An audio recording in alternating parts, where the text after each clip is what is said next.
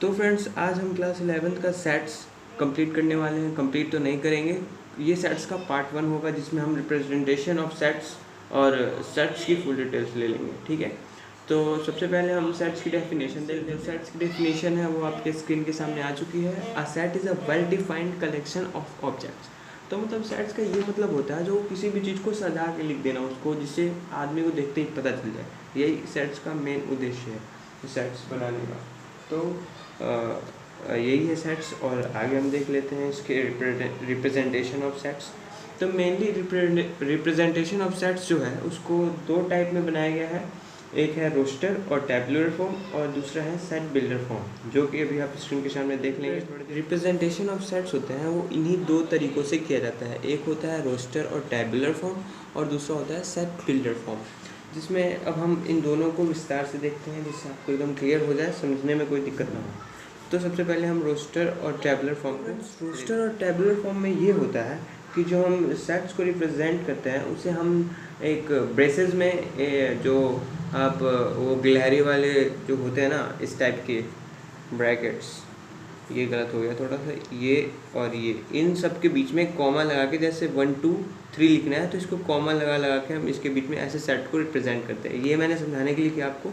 अब थोड़ा इसका विस्तार से लिख लेते हैं। तो जो इसका पहला पॉइंट बनता है वो होता है represented by listing all element of the set, मतलब इसको लिस्ट रूप में बना के लिखना है। ठीक है, नेक्स्ट सेकंड पॉइंट आता है वो है element are separated by commas and enclosed in braces.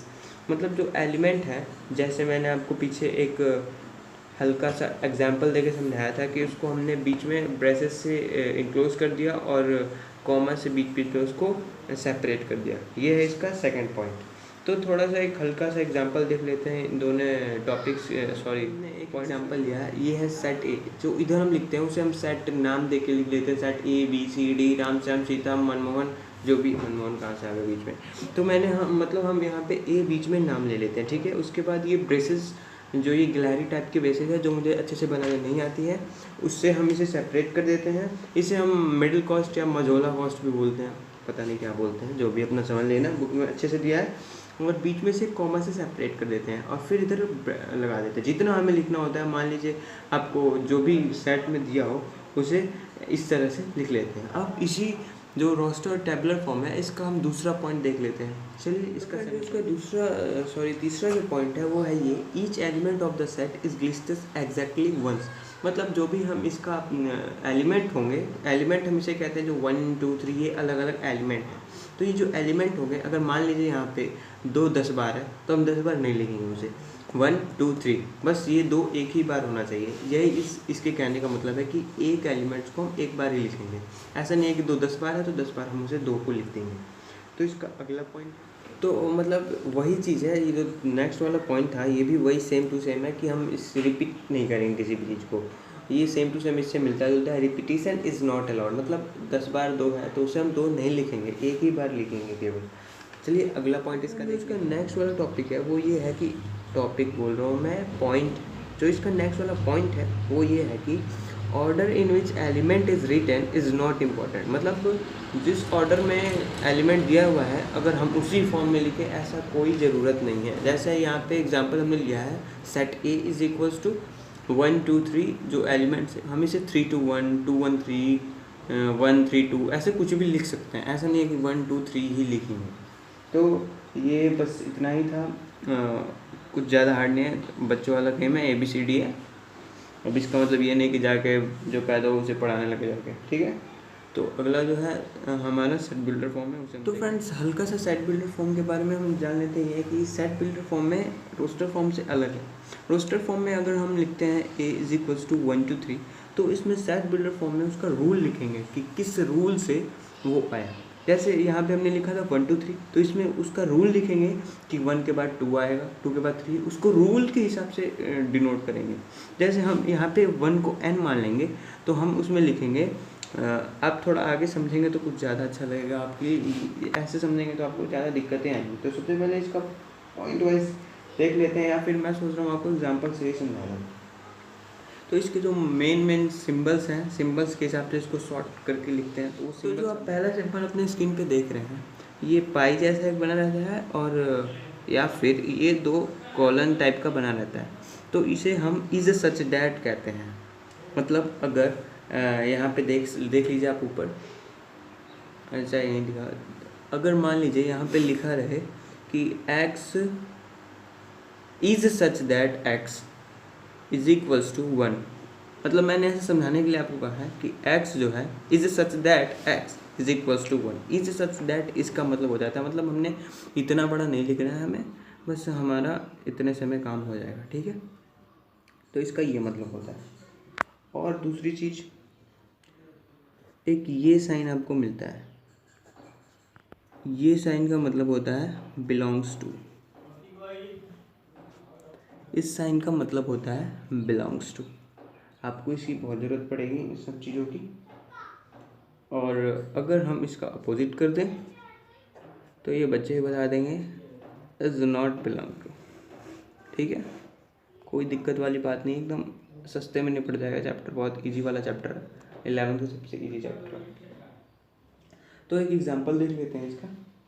अगर हम सेट ऑफ रेशनल नंबर आपको क्वेश्चन दे दे लिखने के लिए, सेट ऑफ रेशनल नंबर, तो आप उसको सेट बिल्डर फॉर्म में कैसे लिखेंगे। तो हमें सेट बिल्डर फॉर्म में लिखने के लिए आपको पता है, मैंने बताया इसका रूल लिखना है आपको। ये नहीं कि रेशनल नंबर तो अधिकतर होती हैं जो फ्रैक्शन में है उन्हें हम कहते हैं रेशनल नंबर, तो हमें उसका रूल लिखना है। तो आपको डेफिनेशन याद ही होगी।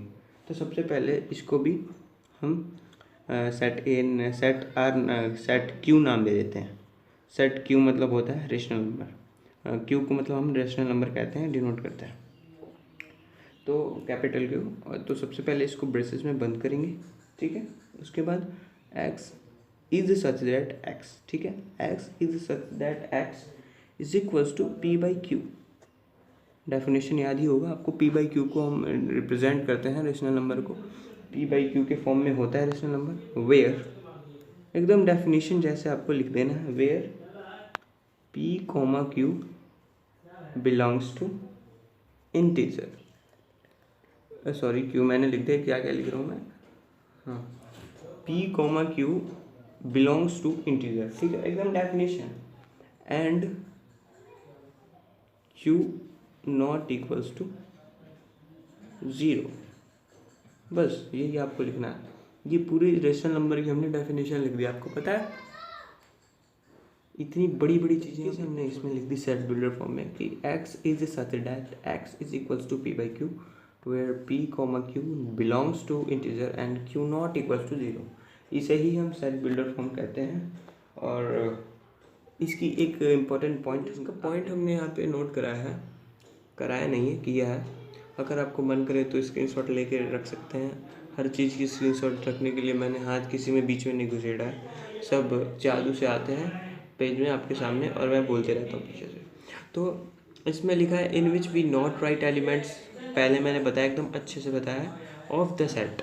इन which we not write elements of the set we write rules of the set. Rules हम इसमें लिखते हैं, किसी भी चीज़ का एलिमेंट नहीं लिखते हैं। तो सबसे पहले एक क्वेश्चन देख लेते हैं। बच्चों देख रहे हैं अपने स्क्रीन पे, right the set in set builder form. तो ये आप एकदम समझ ही गए होंगे अभी तक कि जो ये क्वेश्चन है वो रोस्टर फॉर्म है, मतलब जो क्वेश्चन में ये दिया गया है ये रोस्टर फॉर्म में दिया गया है, टैबुलर फॉर्म में दिया गया है, क्योंकि कॉमा से बीच में सेपरेट किया गया है और इनक्लोज्ड किया गया है इसे ब्रेसेस से, वही ग्लहरी वाली ब्रेसेस से इसे इनक्लोज्ड किया गया है। तो इसे अब हम सॉल्व करते हैं, सेट बिल्डर फॉर्म में इसे चेंज करना है। तो हमें पता है कि सेट बिल्डर फॉर्म में हम रूल्स लिखते हैं। तो हमें सेट बिल्डर में चेंज करने के लिए यहाँ पे सेट का नाम दीजिए, ब्रैकेट से बंद कीजिए, x is such that x is equals to n square plus 1। अब मैंने पहले इतना लिख दिया क्योंकि आपको आगे का समझने में दिक्कत होगा। सबसे पहले आप यहाँ पे देख लीजिए कि क्या हो रहा है इसमें, 1/2, ठीक है। ऊपर वाले नंबर एकदम अच्छे से 1 2 3 4 5 जा रहे हैं और नीचे वाले में क्या हो रहा है कि 2 का जो चीज़ है उसका स्क्वायर हो रहा है प्लस 1, जो चीज़ हो रहा है उसका स्क्वायर हो रहा है प्लस 1। देखिए यहाँ पे जैसे 3 ले लेते हैं, 3 का स्क्वायर 9 प्लस 1 10, 4 का स्क्वायर 16 प्लस 1 17, 5 का स्क्वायर 25 प्लस 1 26। तो यही चीज़ हमने लिख दिया। यहाँ पे हमने x को इज इक्वल्स टू कर लिया n हमने ऊपर वाले को ले लिया और नीचे n स्क्वायर प्लस 1, 1 का स्क्वायर 1 प्लस 1 2, ठीक है। एकदम अच्छे से सब इस पे आ जाएगा। अब आगे देखिए क्या लिखना है, एंड एन जो है वो है जो मतलब 7, ये 5 हमने यहाँ पे लिया है, तो 5 जो है वो n से छोटा मतलब बराबर रहेगा और छोटा रहेगा। मतलब जो भी 5 है वो छोटा भी रहेगा और बराबर रहेगा। मतलब देखिए 4 5 भी है तो इसीलिए हमने इक्वल डाल दिया है यहाँ पे, ठीक है। इक्वल भी और छोटा भी, सबसे मतलब ऊपर वाला जो है ये यहीं तक एंड कर देते हैं हम इसे। अगर हम यहाँ नहीं लगाएंगे तो फिर ये सेपरेट कैसे होगा, ये तो 5 6 7 अनलिमिटेड हो जाएगा। यहाँ से हम करते जाएंगे, 6 भी लगा देंगे, 7 भी लगा देंगे, लेकिन इसे स्टॉप करने के लिए इस जगह पे हमें ये यूज़ करना पड़ेगा, ठीक है। तो यहीं पे आपका ये सेट का रिप्रेजेंटेशन ऑफ सेट ख़त्म होता है। अगले पार्ट में हम देखेंगे टाइप्स ऑफ सेट, जो डिफरेंट टाइप्स होते हैं सेट के, वो अगले पार्ट में देखेंगे। तो वीडियो अच्छा लगा तो बताइए क्या करना है, ठीक है। Bye, love you.